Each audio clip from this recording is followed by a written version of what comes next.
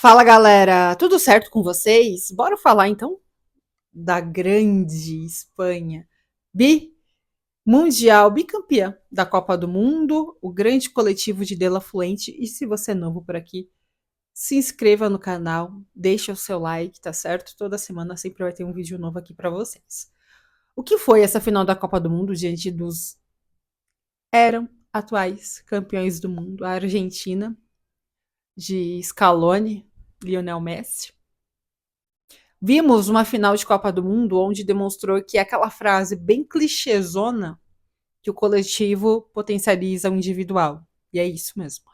Vimos um amasso, uma aula, não só nessa final contra a Argentina, mas também em toda a Copa do Mundo, né, a seleção de De La Fuente, não a seleção de Lamine Yamal. Muitos esperávamos, eu esperei também, a seleção de Lamine Yamal, mas vi outra seleção, e sim, de De La Fluente. A assinatura do treinador está há mais de 10 anos à frente da seleção espanhola, seleção de base, conhece muito bem o futebol espanhol, a identidade, o legado, que inclusive é particularmente do Barcelona, o tic-tac, né, que é do Pepe Guardiola, né, que deixou aquele legado ali, e se tornou um grande legado do futebol espanhol.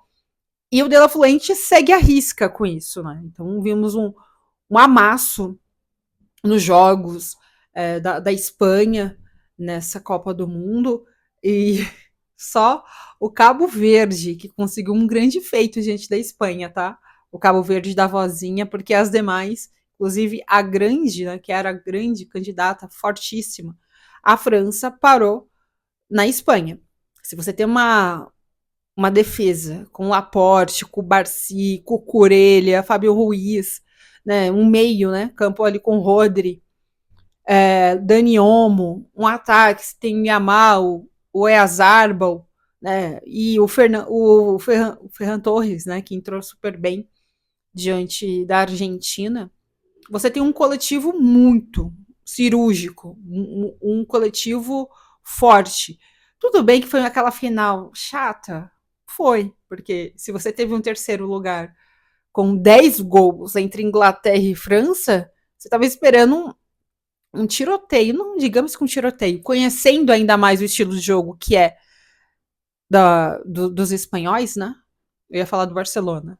Não deixa de ser, mas dos espanhóis, não seria um tiroteio, porque eles são. É um estilo de jogo que eles se preservam, né? Se preservam, gostam de ter essa posse de bola. O Messi não conseguiu tocar na bola, só conseguiu tocar ali nos minutos finais. Teve também a prorrogação, que a Argentina conseguiu fazer uma finalização. Uma. Uma finalização.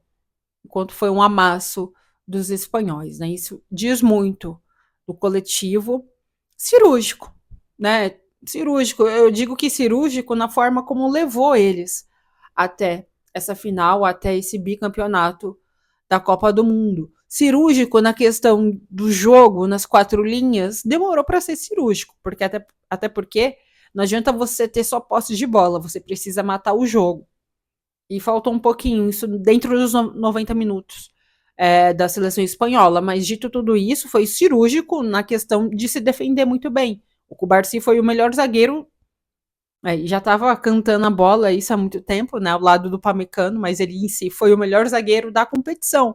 O Rodri, o melhor jogador da competição. Então, o goleiraço, né, o Nai, da Espanha, o goleiro da competição. Então, isso diz muito. E, inclusive, o Dibu pegou bastante também. Pegou muito no segundo tempo, na prorrogação, evitando os gols da Espanha. Então, é um coletivo que é a assinatura do De La Fluente, é um tic-tac, né? Que tem os que odeiam, tem os que gostam, tem os que ficam em cima do muro. Mas assim, eu, particularmente, Juliane, vocês estão vendo aqui atrás, eu sou adepta ao futebol ofensivo. Sempre. Aqui, ó, 4-3-3, que tá ficando defasado, né? Devasado isso aqui, o 4-3-3. Mas sou adepta muito ao futebol ofensivo, né? Que é o bloco muito alto e não que a Espanha não tem esse bloco alto, tem. mas consegue ser muito compacto dentro das suas ações, né? Então todo mundo vai se mexendo em bloco.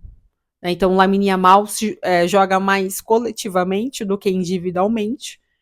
É muito diferente de você pegar a França, por exemplo. A França nem é tão franco-atiradora, mas ela gosta do campo para correr.